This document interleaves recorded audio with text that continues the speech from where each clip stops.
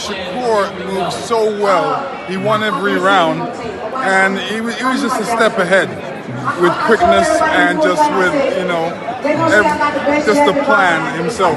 Great plan coming in, and he did well. Congratulations to him. He won all the rounds? Is that what you're saying? He won all 12 rounds? Well, maybe he lost one, but he won the majority of rounds. At what time did you realize that this was just going to be Shakur taking over the whole fight? After the fourth round. After the fourth round? Yeah.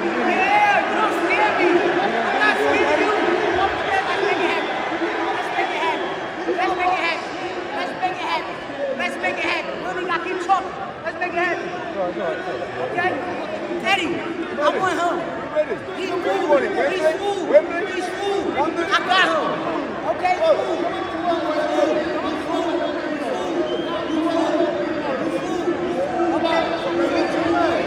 The boxing world has reacted to the Shakur Stevenson versus Teofimo Lopez fight.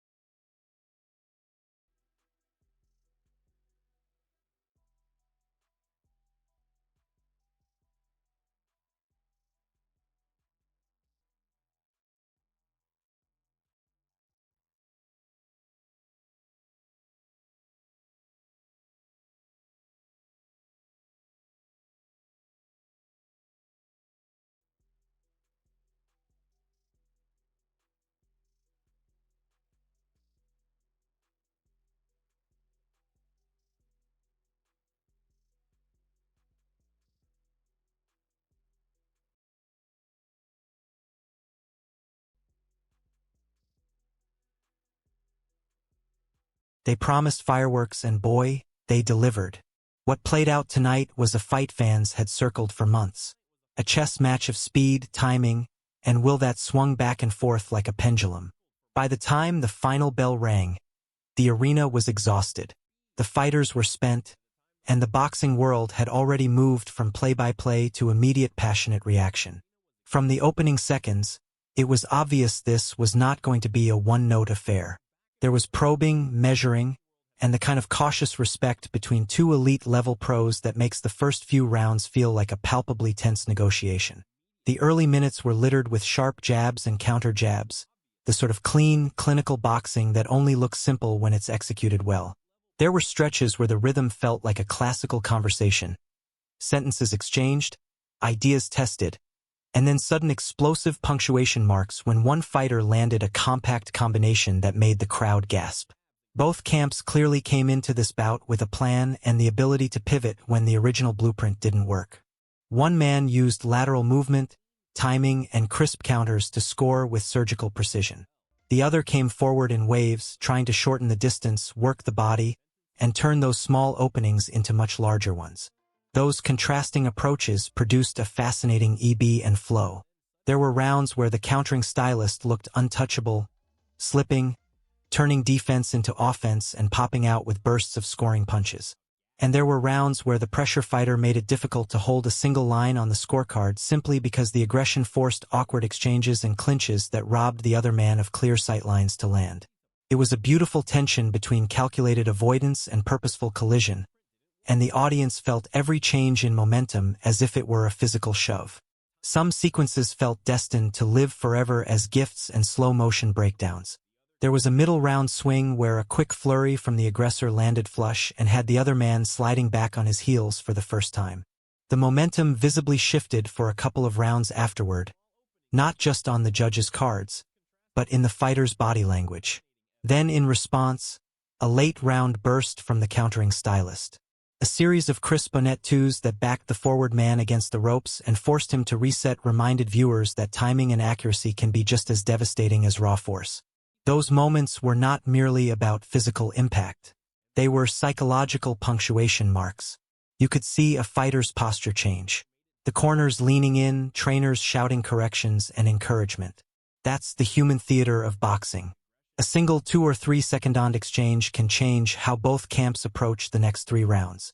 This made the Shakur versus Teofimo fight more interesting. But what made this fight especially compelling was how both athletes adjusted from round to round. When the pressure fighter found some success in closing the distance, the other man began to vary his rhythm, doubling the jab, stepping off to the left, and choosing precise counter angles instead of trading recklessly. Conversely, when the counterpuncher enjoyed a stretch of cleaner shots, the forward man began to loop in uppercuts and body shots more frequently. The kind of inside work designed to blunt a fighter's mobility and change the shape of exchanges. Those micro-adjustments are what separate elite fighters from merely very good ones. It's not always the flashiest things that win fights, but the margins, a half-inch shift of the lead foot, a fraction of a second delay on a punch, a choice to tap the body instead of the head in a particular sequence. The coaches who earned their pay tonight did so by reading the fight and sending concise, actionable instructions that were executed under extreme fatigue. The crowd's mood was its own narrative thread. It swelled when the action favored the aggressor and sharpened into appreciative, almost reverential quiet when the counterpuncher threaded a clean sequence through a shifting defense. Late in the fight, the noise became a living pressure on the ring itself. Roars after big exchanges, those in the moment chants that push a fighter to keep throwing when every muscle is screaming to stop. Ringside commentators alternated between breathless description and technical deconstruction. And social media followed in near real time with reaction clips, hot takes, and those clips of veteran trainers pausing frames to point out that crucial foot placement or subtle head tilt. It's increasingly rare for a fight to achieve both mainstream excitement and technical fascination, but tonight it managed both. Television viewers were entertained and aficionados were given plenty to dissect. There were turning points scattered across different rounds, none of which could be reduced to a single definitive moment, but each of which nudged the needle. A middle round flurry that landed flush had the potential to swing judges who prize aggression. A later sequence of counters that visibly stunned the aggressor reminded scorekeepers that clean, visible punches count for plenty. The last rounds were especially telling. Both Shakur and Teofimo showed conditioning and torque. Not just the ability to keep punching, but to sustain proper technique while breathing heavy and nursing sore spots.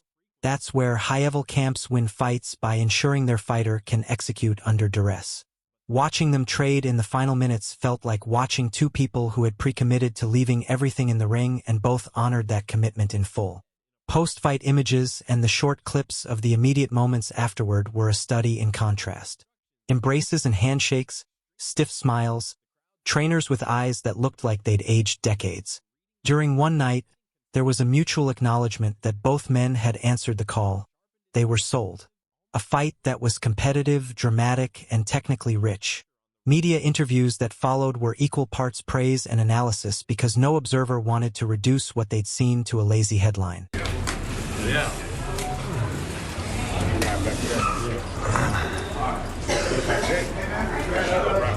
Hey, so I'm glad you got security, boy. Hey, B. What have you been The Teofimo that beat Lomachenko, what if that Teofimo shows up? Like I said, at Lomachenko, it's a not easy fight. Teofimo's able to be in the ring with different type of fighters and figure it out.